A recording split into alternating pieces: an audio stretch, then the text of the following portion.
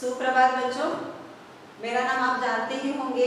सर्वोदय की मैं टीचर हूँ। मेरा नाम है तृप्ति चंद्रकांत कोरवी। मैं हिंदी की अध्यापिका हूँ और वैसे आज आप 3 महीने से घर में बैठे हुए हैं।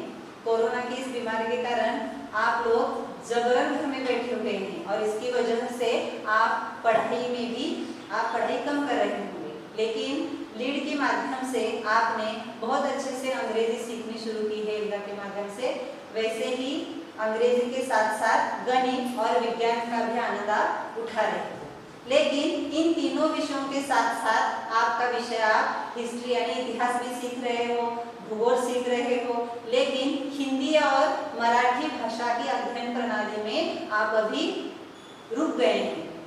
स्कूल की तरफ से हो, आपकी तरफ से इस भाषा के लिए आपकी पढ़ाई नहीं हो रही है। तो इसीलिए लीड की जैसे ही आनंददायी शिक्षा आपको प्राप्त हो, इसीलिए हम सभी अध्यापिकाओं ने मिलकर सर्वोदय स्कूल की तरफ से आपके लिए आज हम हिंदी और मराठी के पाठ आज से हम शुरू कर रहे हैं। तो चलिए आइए हम छठी कक्षा की पाठ से शुरू करते हैं। लेकिन पाठ शुरू करने से पूर्व मुझे आपको बताना है कि छठी कक्षा को इस साल आपको 2 किताबें आपको पढ़ने के लिए है। पिछले साल तक आप लोगों ने हिंदी के लिए सिर्फ एक ही किताब पढ़ी थी जिसका नाम रिविजन था, लेकिन इस साल यह हिंदी की किताब पढ़कर अभी बदलकर पूरी तरह से बदल गई है और इस साल आपको यह 2 किताबें हैं। पहली है मुख्य किताब जो है जिसका नाम है वसंत भाग 1, जिसमें सारे पाठ है और पाठ के साथ साथ आपको कविताएं भी वहां पर सीखने के लिए मिलेंगी। और दूसरी है बाल राम कथा। उस बाल राम कथा में राम के जन्म से लेकर उनके युद्ध तक पूरी जानकारी आप उस किताब में पढ़ने वाले हैं। वह आप लोगों को सप्लीमेंट्री बुक की तरफ मिलेगी पढ़ने के लिए। उसके लिए आप लोगों को खुद स्वयं अध्ययन करना पड़ेगा और उस पर प्रश्नोत्तर हम आपको बताएंगे, लेकिन वो कथा के स्वरूप में रहेंगे। तो चलिए आइए हम अभी चलते हैं वसंत भाग 1 की तरफ। वसंत भाग 1 में कुल मिलाकर 17 पाठ हैं और उस 17 पाठ में से कुछ कविताएं हैं, कुछ पाठ है जो कि निबंध पर पाठ है, पत्र पर पाठ है, वैसे ही वर्णनात्मक निबंध है और यात्रा वर्णन है।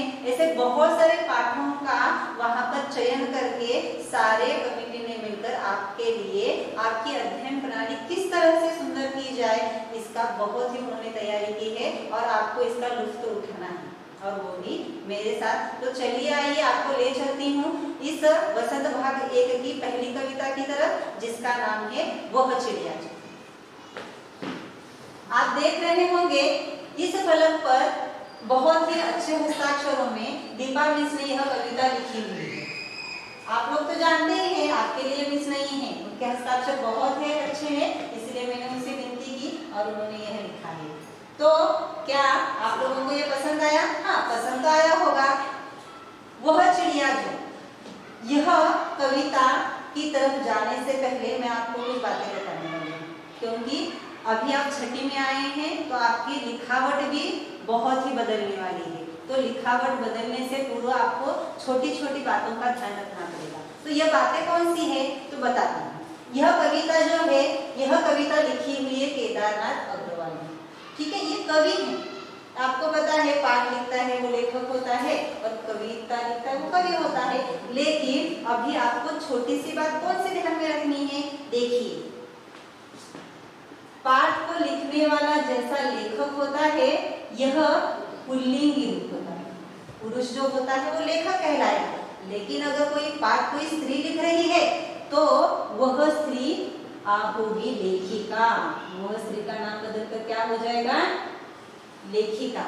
वैसे ही अभी हम कविता पढ़ने वाले हैं, ठीक है। तो कविता ने, इस कविता को कवि ने लिखा है।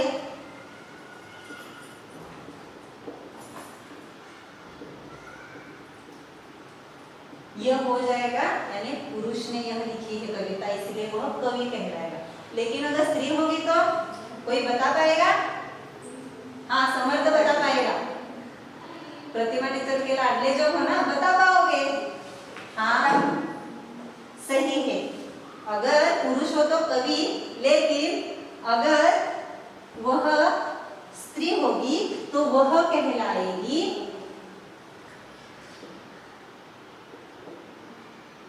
कवयित्री।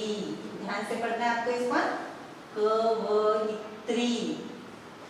य को पहली की मात्रा है, त्र को दूसरी की मात्रा है। इन बातों को आपको ध्यान में रखना है, क्योंकि इस कविता को पढ़ने के बाद आप पूरी इसका सरल अर्थ बता सकोगे, लेकिन जब आप प्रश्नोत्तर लिखोगे तो खास तौर पर हम अध्यापक जब परीक्षक के रूप में काम करेंगे तो इन शब्दों की ओर हमारा ध्यान होगा। तो इसीलिए आप लोगों को भी ये छोटी छोटी बातें अपनी ध्यान में रखनी है। तो चलिए बढ़ते हैं कविता की ओर। कविता के कुल मिलाकर 3 पद हैं, लेकिन इन तीनों पदों में से हम सिर्फ 2 पद पढ़ने वाले हैं और पहला और दूसरा पद यहाँ पर पहले से लिखा हुआ है। अग्रवाल जी के बारे में अगर मैं बताना चाहूँ तो वैसे उनका जन्म ना अप्रैल में हुआ था। 1 अप्रैल 1911 में उनका जन्म हुआ, वो भी बांदा जिले के कामासिन गांव में। यह गांव उत्तर प्रदेश में स्थित है। वैसे तो उनकी अनेकों रचनाएं बहुत प्रसिद्ध है, जैसे कि आलू का गोला, फूल और रंग, ऐसे बहुत सारे उनके पाठ है, रचनाएं हैं जो कि आपने नहीं पढ़ी होंगी, लेकिन अगर आप वहां पर जाकर गूगल पर सर्च करेंगे तो सारी उनकी रचनाएं आपको मिल जाएंगी। उसमें से है फूल नहीं रंग बोलते हैं। ध्यान से सुनिए। हाँ, अग्रवाल जी का पहली कविता है जिन्होंने उन्होंने अपनी जिंदगी की पहली कविता लिखी थी, जिसका नाम है फूल नहीं रंग बोलते हैं। आपको यह कविता पढ़नी है और जब हम आमने सामने मिलेंगे ना तब मैं पूछूंगी आपसे, इसीलिए बता रही हूँ। अग्रवाल जी की पहली लिखित कविता लिखी है, वह इसका नाम है फूल नहीं रंग बोलते हैं। ये हो गई कवि के बारे में बात। चलिए अभी हम कविता पढ़ेंगे। पढ़ने से पूर्व पहले इस पूरी कविता का हम सस्वर वाचन करेंगे। सस्वर मतलब क्या? स्वर के साथ, क्योंकि स्वर है तो जिंदगी है और स्वर के साथ ही जिंदगी खूबसूरत है। चलिए मेरे साथ पढ़िए। वह चिड़िया जो चोंच मार कर, वह चिड़िया जो चोंच मार कर दूध भरे झुंडी के दाने रुचि से रस से खा लेती है। वह छोटी संतोषी चिड़िया नीले पंखों वाली मैं हूँ, मुझे अन्न से बहुत प्यार है। वह चिड़िया जो कंठ खोलकर बूढ़े वन बाबा की खातिर रस उंडेल कर गा लेती है, वह छोटी मुंह बोली चिड़िया नीले पंखों वाली मैं हूँ, मुझे विजन से बहुत प्यार है। सभी ने पढ़ लिया मेरे साथ? वेरी गुड, बहुत अच्छे। सभी छात्र मेरे अच्छे हैं। सुमित की आवाज बहुत आ रही है, शायद नहीं, आवाज नहीं करनी, सिर्फ पढ़ना है। चलिए अभी हम इस कविता के कुछ नए शब्दों की तरफ देखते हैं। यहाँ पर आया है शब्द झुंडी। वैसे तो झुंडी मतलब क्या? झुंडी मतलब बाली। अब ये बाली क्या होती है? आप बताएंगे मिस आपने तो कभी बताया नहीं बाली क्या होता है। मैं आपको दिखाती हूँ। आप लोग चावल जानते हैं, चावल का भात आप खाते हो। गेहूं जानते हैं, गेहूं के आटे से बनाई हुई चपाती खाते हो, सही है ना? वैसे ही जवार, बाजरा, इन सारे अनाजों के आटे से बनाई हुई रोटी भी आप खाते हो। लेकिन यह अनाज जब फसल होता है और उस फसल के ऊपर, अभी मैं देखो चित्र निकाल रही हूँ, मेरे साथ आप निकाल सकते हो ताकि आपके ध्यान में रहे।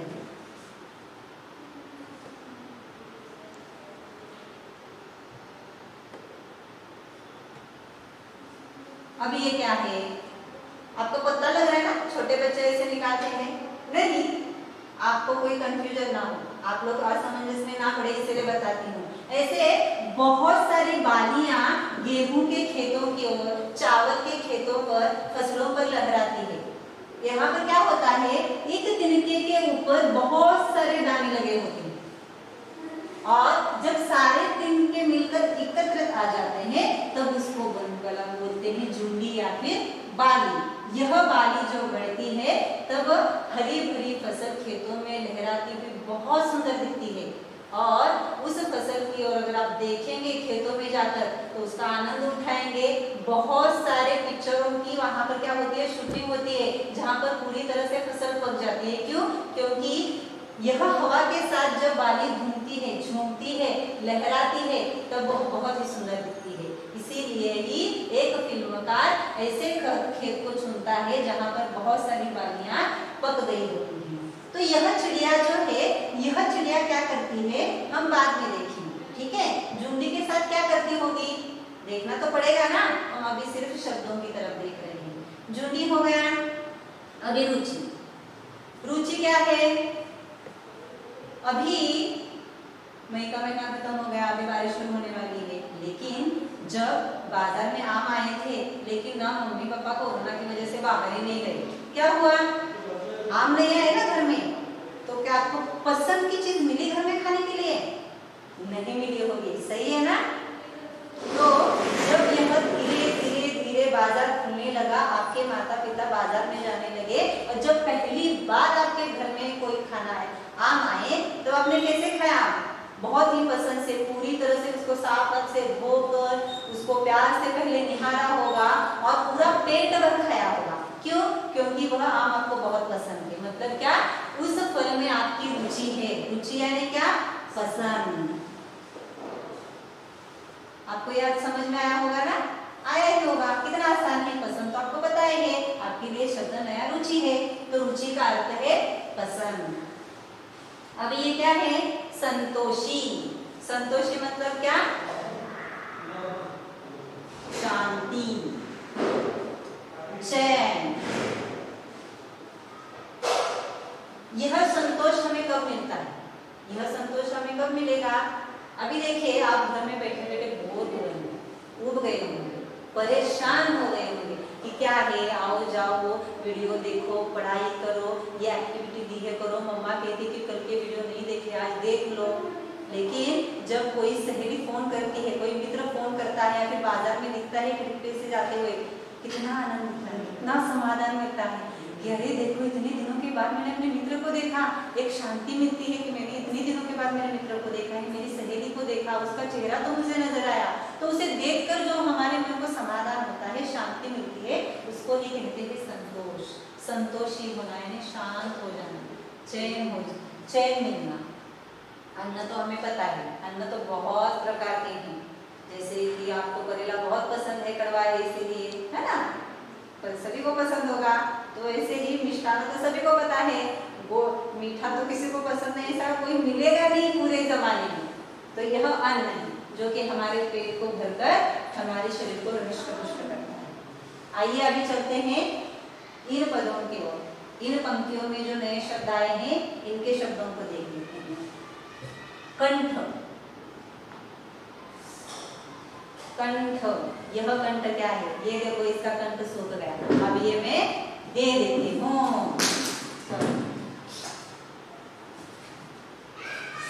बेचारे के कंठ से पानी खत्म हो गया, मतलब क्या, हमें प्यास लगती है तो हमारा गला सूख जाता है, तो गले को क्या कहते हैं, कंठ कहते हैं। तो आपको पता है कौन से पक्षी का कंठ बहुत सुरीला होता है, बहुत पसंद आता है इसमें,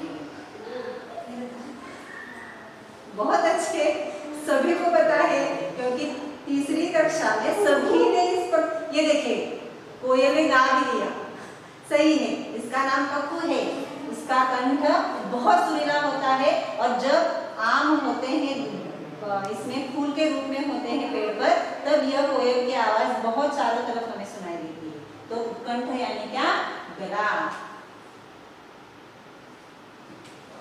छोटी मुंह यानी क्या, जिसका मुंह छोटा होता है, चिड़िया का मुंह कैसा होता है, बहुत ही छोटा होता है, इसलिए उसकी छोटी मुंह कहा गया है। उंडेलना मतलब, उंडेलना मतलब डालना। आपको ये दिखाई नहीं दे रहा होगा, मैं इसलिए साफ कर देती हूँ ताकि आपको कोई परेशानी, कोई हरकत ना रहे। यह छोटी मुंह वाली चिड़िया हो गई। अभी ये उंडेलना मतलब क्या, डालना, और बीजन, देखिए ये शब्द बहुत महत्वपूर्ण है, क्यों बताती हूँ। वैसे तो ये शब्द इस शब्द से बना, अभी ये क्या है, वी, यह आपने पढ़ा है किसी लेसन में, आपको पता है, बताती हूँ। इसे क्या कहते हैं, पहला है इसलिए कहते हैं उपसर्ग, वी उपसर्ग है, और इस उपसर्ग को जोड़ा है वह मूल शब्द यानी जन। जन मतलब क्या, व्यक्ति। तो विजन मतलब क्या, जहाँ पर कोई व्यक्ति ना, यानी जो जगह बिल्कुल ही सुनसान हो या निर्जन हो, तो विजन को सुनसान भी समानार्थी शब्द है, ठीक है, और निर्जन भी कहते हैं। अभी हम आते हैं इन पंक्तियों की अर्थ की ओर। चलिए बताइए। वह चिड़िया जो चोंच मारकर दूध भरे झुंडी के दाने रुचि से रस से खा लेती है। यह जो चिड़िया है, वैसे तो आपको पता है पंछी किस पर निर्भर है, पंछी इस पूरे परिवेश पर निर्भर है, पर्यावरण पर निर्भर है, जहाँ से वे अपना खाना चुगते हैं। लेकिन वह खाना चुगने से पहले उन्हें जगह जगह जाकर, डाली डाली जाकर, जगह जगह पर जाकर, पेड़ों पेड़ों पर जाकर, पहाड़ों से उड़कर, आसमान को पार करके उन्हें अपना खाना पहले ढूंढना पड़ता है, और इसीलिए अपने पंखों के बल पर वे उड़ते हैं और अपने खाने तक पहुंचते हैं। वैसे यह दूध भरे झुंडी के दाने उन्हें कहाँ मिलते हैं, फसल में, यानी खेतों में। ये दूध भरे झुंडी के दाने इन पंछियों को क्यों पसंद होंगे, कोई बता सकेगा? हाँ हाँ सही है, क्योंकि जब झुंडी होती है फसलों में या फिर खेतों में, तब उसमें रस होता है और वह रस दुधिया होता है, और जब यह पकता है तो वह बहुत मीठा होता है, और इसीलिए चिड़िया को यह दूध भरे झुंडी के दाने बहुत पसंद होते हैं। इसीलिए बहुत सारे तीतर जो होते हैं, तीतर मतलब पंछी का नाम है, जो कि हिमालय में या फिर वहाँ पर बहुत मिलते हैं, हमारे भी यहाँ पर है। लेकिन जब फसल पकती है ना, बहुत सारे पंछी उस पर जोरों से हमला करते हैं। क्यों? क्योंकि उन्हें इन दानों से बहुत प्यार होता है, बहुत लगाव होता है, और उन दानों को वो बहुत ही रुचि से खाते हैं। रुचि से मतलब बहुत ही पसंद से, बहुत ही अपनेपन से उसे अपनाते हैं, और उस रस को पूरी तरह से अपने शरीर में क्या करते हैं, अर्जित करते हैं, यानी ग्रहण करते हैं, और इसे खाकर वह संतोषी हो जाती है। यानी जब वह दाने उसके पेट में जाते हैं, तब उसकी पूरी तरह से भूख मिट जाती है और वह पूरी तरह से शांत हो जाती है। सिर्फ उसकी पेट की भूख ही नहीं, बल्कि उसका मन भी इस खाने को खाकर बहुत ही शांत हो जाता है।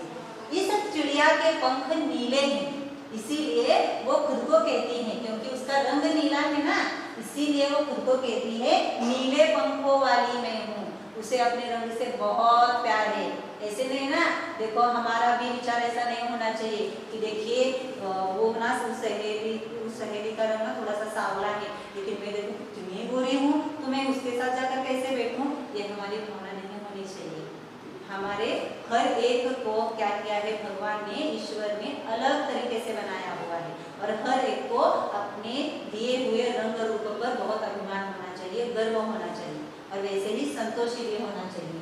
तो वैसे ही इस चिड़िया को अपने रंग पर बहुत ही अभिमान है, इसलिए वो खुद को कहती है मेरे पंख कौन से रंग के, नीले रंग के हैं, मुझे अन्न से बहुत प्यार है। अभी देखो ये चिड़िया कितनी सी होती है, इतनी सी होती है, इतनी सी होती है। अगर वह चिड़िया कोई परिंदा हो तो थोड़ा सा बड़ा हो जाएगा, लेकिन आएगा तो हमारे हाथों में इतना सा छोटा सा, हम उनसे बहुत ऊंचे हैं पीठ की तरफ देखा जाए तो। ये छोटी चिड़िया अगर इतने से छोटे से दाने को खाकर उसे इतना प्यार करती है, तो हमारे माता पिता हमारे लिए जो अनाज लाते हैं, जो घर में खाना बनाते हैं, उसे हमें कितना लगाव होना चाहिए, कितना प्यार होना चाहिए। समझ सक रहे हो मेरी बात को? ध्यान से सुनिए मैं जो कह रही हूँ। इस बागर ये छोटी सी चिड़िया छोटे छोटे दाने खाकर उसे इतना लगाव रखती है, तो फिर बहुत ही कड़ी मेहनत के बाद हमारे माता पिता हमारे जो घर में अनाज लाते हैं और उससे जो बहुत सारे पकवान बनाते हैं, उसे हमें कितने चाव से खाना चाहिए, कितने प्यार से खाना चाहिए। क्या हम खाते हैं?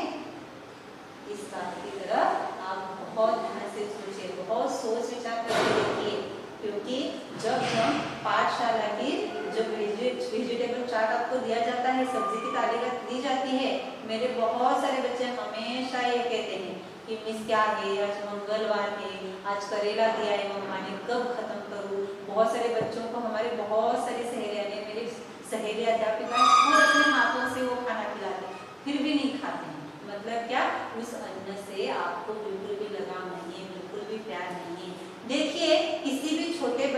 अगर आपने देखा होगा, अभी देखिए अनुष्का के घर में उसका भाई पार्थ है ना, वैसे ही आरना के घर में उसकी बहन वृत्ति है। लेकिन जब वो छोटे थे ना, जब अभी उन्होंने खाना नहीं खाया था, खाना नहीं सीखा था, जब आपकी मम्मा उसको खिला रही होगी तो वो कैसे खिलाती थी? उसको पूछती थी, चलो आपको रोटी पसंद है, ये तीखी सब्जी पसंद है, ये मीठी सब्जी पसंद है, ऐसे पूछकर उसको खिलाती थी? नहीं। जब कोई माँ अपने बच्चे को खिलाती है तो वह पहले खुद स्वाद उसका चखती है, और अगर अपने बच्चे को वो स्वास्थ्य से भरा खाना हो तो वो खुद उसको चखाती है, चाहे वो कड़वा हो लेकिन वो सेहत के लिए अच्छा हो, फिर भी उसको खिलाती है। तो फिर अपने मम्मा को इतनी मेहनत करने के बाद अगर वो करेले की सब्जी आपको दे रही है तो आपको मुँह कैसा हो जाता है? ऐसा नहीं होना चाहिए। उसे अगर आप सोचेंगे नहीं बहुत पसंद है, ऐसा आप भावना मन में लाकर अगर आपने खाई ना, तो आपको भी उस अनाज से उतना ही लगाव हो जाएगा जितना कि इस चिड़िया को इस अन्न से, इस दाने से। समझ में आ रही है बात? चलिए आएंगे अभी दूसरे पद की ओर। वह चिड़िया जो कंठ खोलकर बूढ़े वन बाबा की खातिर रस उंडेल कर गा लेती है। अभी ये क्या है? चिड़िया है, बोलना नहीं आता है, गले से गा रही है। बहुत बड़ा सवाल है, चिड़िया होकर कैसे गाएगी? सवाल आप ही के पास है, आप ही ने दिया है। क्या दिया है? अरे कोयल तो गाती है, कोयल गाती है ना, कोयल गाती है, मतलब ये चिड़िया भी गाती है, लेकिन ये किसके लिए गाती है? अपने वन बाबा के लिए। अब ये वन बाबा कौन है और उसने वन को बाबा क्यों कहा है? सवाल है, सवाल का सुझाव भी है। यह जो वन बाबा है यह चिड़िया का घर है। यह चिड़िया का क्या है? घर है। मैंने ये घर का चित्र क्यों बनाया? क्योंकि हमारे घर ऐसे होते हैं, इसीलिए ऐसा बनाया। लेकिन अगर देखा जाए तो चिड़िया का पूरा लवोबर जो होता है, पूरी उसकी जिंदगी जो है वो वन पर निर्भर है, इसीलिए उसने वन को ही अपना घर बना लिया है। देखिए कभी आपने देखा है कौवा छोटा होता है और फिर बड़ा बड़ा होता जाता है, वो अपना घर बनाता है और एक ही घोंसले में रहता है, ऐसा होता है? नहीं। यह पंछी हमेशा अपनी जगह को बदलते रहते हैं, हमेशा अपने स्थान बदलते रहते हैं। इसीलिए कई परदेसी पंछी जो यहाँ के नहीं रहने वाले हैं, आए दिन जैसे मौसम बदलते रहते हैं, यहाँ के न होते हुए भी हमें दिखाई देते हैं। इसे क्यों दिखाई देते हैं? क्योंकि किसी एक निश्चित जगह पर वो अपना घोंसला नहीं बनाते हैं, घोंसला नहीं बनाते हैं। पूरी वन में जहाँ जहाँ उन्हें वन मिले, जहाँ जहाँ उन्हें खाने की चीजें मिले, वहां पर वो मौसम बदलते दर बदलते उसके घर बनाते जाते हैं उनके जरूरतों के अनुसार। और कभी आपने देखा है कि छोटा सा कोई पेड़ पौधा है, बहुत छोटा है, जो कि बहुत कम ऊंचाई में, उस पर किसी चिड़िया का घर है? नहीं। चिड़िया घर कहाँ बनाती है? ऊंचे ऊंचे पेड़ों पर, जो कि मनुष्य के पहुंच से बहुत ऊपर है, क्योंकि वो भी डरती है कि कहीं यह इंसान या फिर उनकी स्वतंत्रता पर मैं आंच ना आ जाऊं और मेरे घरों देखो कहीं ये नुकसान ना पहुंच जाए, या फिर कोई जंगली जानवर आकर इसे मुझे खा ना ले, मेरे बच्चों को बहुत सुरक्षित रखना है। ऐसे बहुत सोच विचार करके वो बड़े बड़े पेड़ों के अपने ऊपर घोंसले बनाती है। और ये सारी जरूरतें कौन पूरी करता है इसकी? उसके बाबा। जैसे आपके घर में आपके माता पिता आपकी पूरी जरूरतें पूर्ण करते हैं, जैसे आपका खाना हो, आपके कपड़े लत्ते हो, आपके मनोरंजन की चीजें हो, जैसे कि टीवी होता है, रेडियो होता है, खेलने कूदने की चीजें होती है, वैसे ही आप लोगों को और कुछ चाहिए, किसी रिश्तेदार से मिलना है, कहीं बाहर देश में घूमने के लिए जाना है, इन सारी जरूरतों को कौन देखता है? आपके माता पिता। वैसे अगर आप बीमार पड़ जाए तो आपके पास सबसे पहले कौन आता है? आपके माता पिता। वैसे ही अगर चिड़िया खुश है, दुखी है या फिर कोई उसको बेचैनी है तो उसकी मदद कौन करता है? उसके बाबा। उसके बाबा कौन है? वन है। और वन को कहा गया है बूढ़ा। बूढ़ा क्यों? क्योंकि इस वन को बनने के लिए बहुत साल लगते हैं। ऐसा नहीं होता कि किसी पेड़ को आपने देखा है आज लगा लिया और 1 महीने में बहुत बड़ा हो गया, नहीं होता। एक पेड़ को बनने के लिए जैसे सालों साल लग जाते हैं, वैसे ही एक घने जंगल को बनने के लिए उससे भी बहुत वर्ष लग जाते हैं। और इसीलिए उसे बूढ़ा कहा गया है क्योंकि बहुत सालों से वहां पर पेड़ है और वहां पर वे सारे पंछी उसके साथ रहते हैं और वे सारा खाना हो, उसका अनाज हो, पानी हो, वे सारी जरूरतें कौन पूरी करता है? उसके बाबा यानी वन। इसीलिए वो अपने बाबा के प्रति प्यार दिखाना चाहती है। अब उसके बाबा ने उसकी जो मदद की है, उसके बढ़ने में, उसके परिवार के बढ़ने में जो सहायता उसकी की है, उसकी जो जरूरतें पूरी की हुई हैं, उसके लिए वो बहुत ही प्यार से रहती है। अपने बाबा के लिए वो अपने आप को भी निछावर करने के लिए तैयार होती है। रस उंडेल कर गा लेती है। जैसे कि अगर शरबत को मीठा बनना है तो क्या करना चाहिए?